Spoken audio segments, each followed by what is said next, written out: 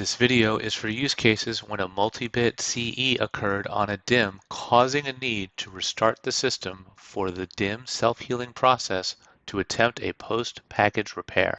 Log into the Xclarity controller and go to Events. If you see the error message FQXSFMA0026G, work through the following procedure to troubleshoot this issue. Restart the system to allow for the DIMM self-healing process to attempt a hard post-package repair and confirm that the event ID FQXSFMA0026I was recorded.